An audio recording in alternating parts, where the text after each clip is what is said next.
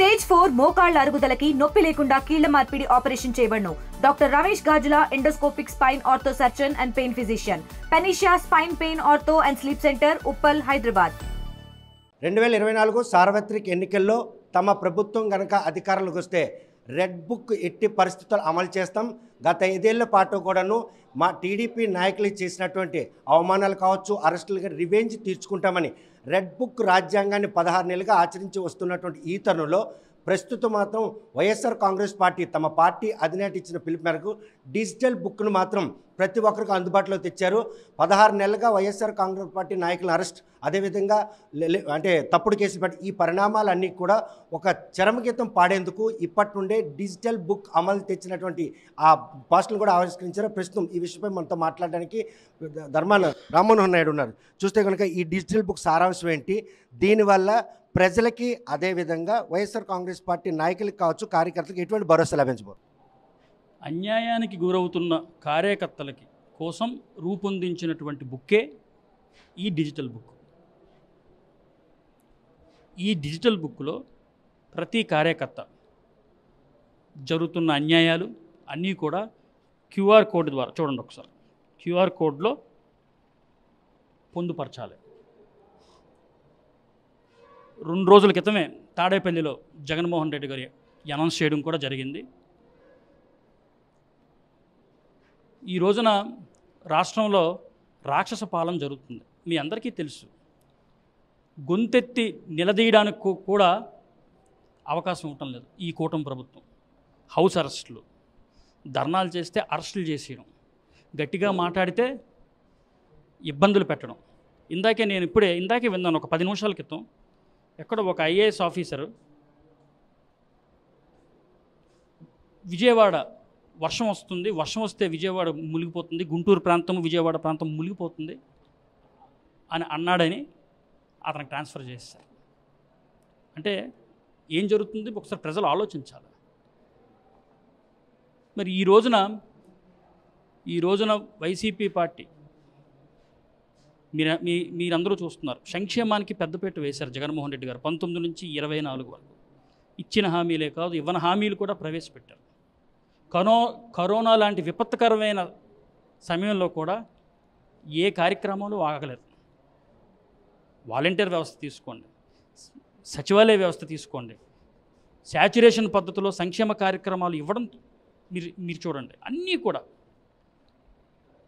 మరి చంద్రబాబు నాయుడు ఇష్టం వచ్చిన హామీలు, అబద్ధపు హామీలు, ఒక పక్కన పవన్ కళ్యాణ్, ఒక పక్కన మోడీ గారు, ఒక పక్కన చంద్రబాబు గారు, అందరూ కూటమి కింద ఏర్పడి జగన్మోహన్ రెడ్డి గారు అధికారం దూరం చేశారు. ఈరోజు నష్టపోయింది ఎవరు? జగన్మోహన్ రెడ్డి గారు కాదు, ప్రజలు నష్టపోయారు. నేను గ్రామాలు వెళ్తున్నా, లేకపోతే కార్పొరేషన్లో వార్డులకు వెళ్తున్నా, ప్రజలు తప్పు చేసాం, మేము అబద్ధాలు నమ్మాం, తప్పు చేసాం, అనవసరంగా గెలిపించామని ఇప్పుడు గోల పెడుతున్నారు. అది ఒక పక్కన పెట్టండి. ఇప్పుడు కార్యకర్తలకు ఇబ్బందులు. సో కార్యకర్తలే ఈ డిజిటల్ బుక్లో ఫిర్యాదు చేయొచ్చా, లేకపోతే ప్రజలు ఎవరైనా కూడాను ప్రభుత్వం ద్వారా వేధించబడితే వాళ్ళు కూడా పరిగణలోకి తీసుకుంటారు? ఇది కార్యకర్తల కోసం రూపొందించబడింది. అయినప్పటికీ కూడా కార్యకర్తల దగ్గరికి ఎవరొచ్చి ఏ సమస్యలు చెప్పినా కూడా ఇందులో లోడ్ చేయొచ్చు, అలాంటిది ఏమీ లేదు. బట్ ఇన్ఫర్మేషన్ అనేది చాలా ఇంపార్టెంట్. దీనికి సరిగ్గా కొన్ని రోజులు పోయిన తర్వాత, దసరా అయిపోయిన తర్వాత దీని మీద ఒక డెమో కూడా పెడతాం. ఎందుకంటే కొంతమందికి టెక్నికల్గా చాలామందికి ఇంకా అర్థం కాలేదు.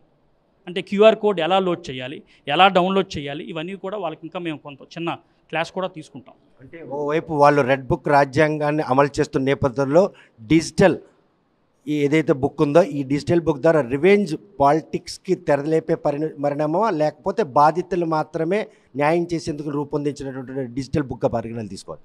చూడండి, మీరు రాష్ట్రం కలిసి ఉన్నప్పుడు కానీ, రాష్ట్రం విడిపోయిన తర్వాత కానీ మీరు రాజశేఖర రెడ్డి గారి పరిపాలన చూశారు. 19 నుంచి 24 వరకు జగన్మోహన్ రెడ్డి గారి పరిపాలన చూశారు. ఎక్కడైనా ఎప్పుడైనా రివెంజ్ పాలిటిక్స్కి తెరలేపారా రాజశేఖర రెడ్డి గారు కానీ, జగన్మోహన్ రెడ్డి గారు కానీ? మేము రివెంజ్ కాదు మాకు కావాల్సింది, సంక్షేమం కావాలి, ఇచ్చిన మాట నిలబెట్టుకోవాలి. సో మేమేం రివెంజ్ పాలిటిక్స్ చేయం, కానీ కార్యకర్తలకు ఇబ్బంది జరిగితే మాత్రం ఒప్పుకోం.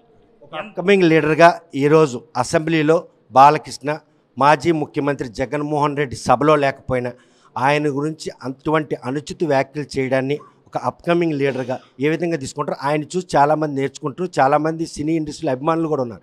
అయినప్పుడు కూడా ఆయన ఇట్లాంటి వ్యాఖ్యలు ఏ విధంగా తీసుకుంటారు? చాలా దురదృష్టకరం.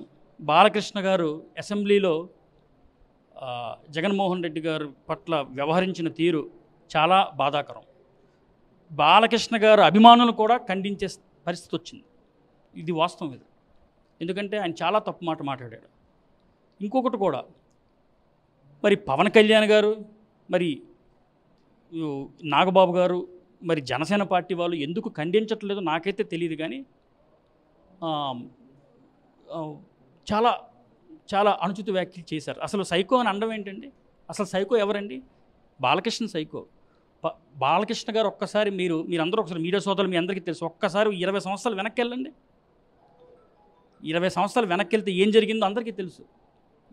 ఎవరు సైకో? అపోలో హాస్పిటల్ వాళ్ళే ఈయనకి మెంటల్ ఉందని చెప్పి, బాలకృష్ణ గారికి మెంటల్ ఉందని చెప్పి సర్టిఫికేట్ కూడా ఇష్యూ చేశారు. సో చాలా చాలా చాలా దురదృష్టకరం. మీరు ఇప్పుడు ఏమంటున్నారు? అసెంబ్లీ అసలు అసెంబ్లీలాగా ఉందా? అసలు అసెంబ్లీలాగా ఉందా? హ్యాపీగా ఎవరికి నచ్చినట్టు వాళ్ళు మాట్లాడుకుంటున్నారు.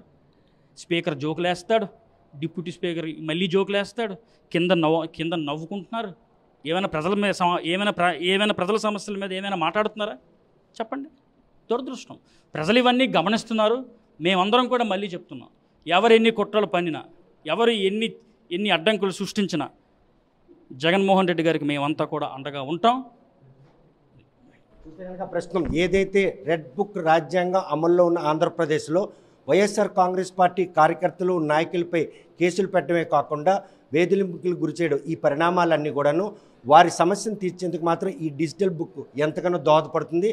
మరోవైపు చూస్తే ప్రజలకు కూడాను ప్రభుత్వం వల్ల ఇబ్బందులు పడితే ఆ పోర్టల్లో నమోదు చేసుకుంటే పార్టీ పరంగా అండగా నిలిచేందుకు మాత్రం మేము ముందున్నాం.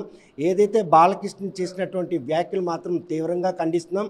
మా అధినేత మీద అటువంటి అనుచిత వ్యాఖ్యలు చేసిన ఆయన మానసిక స్థితి బాగోలేదని అపోలో హాస్పిటల్ వైద్యులే నిర్ధారించిన ఈ టైంలో అసెంబ్లీలో సమయాన్ని వృధా చేస్తూ వ్యక్తిగత దూషణలకు రావడం మాత్రం ఏ మేరకు సమంజసం అని చెప్పి ప్రస్తుతం మాత్రం వీళ్ళందరూ ప్రశ్నిస్తాం. ఈ విషయంలో మాత్రం ఏదైతే సభలోనే అవమానించబడినటువంటి మాజీ ముఖ్యమంత్రి జగన్మోహన్ రెడ్డి ఉన్నారో ఆయన న్యాయస్థానాన్ని ఆశ్రయించి ప్రతిపక్ష హోదా ఇవ్వాలని ఆయన చేస్తున్నటువంటి ఆ పోరాటంలో కనుక ఆయన గెలిచి అసెంబ్లీలోకి అడుగుపెడితే వారికి ఎటువంటి సమాధానం చెప్పబోతున్నారనే విషయం వేచి చూడాల్సిందే. వీడియో జర్నలిస్ట్ రామకృష్ణతో సత్యం, ఆర్టీవీ, శ్రీకాకుళం. తెలుగులో న్యూస్ కి ఫాస్టెస్ట్ యాప్ ఇప్పుడు టోటల్లీ న్యూ అవతార్లో. జస్ట్ 5 సెకండ్స్ లో కంప్లీట్ న్యూస్, సోషల్ మీడియాలో ట్రెండ్స్ కి one stop solution, live TV app, voice search option తో ఇప్పుడే డౌన్లోడ్ చేయండి లేదా అప్డేట్ అయిపోండి. యాప్ లింక్ డిస్క్రిప్షన్ లో ఉంది.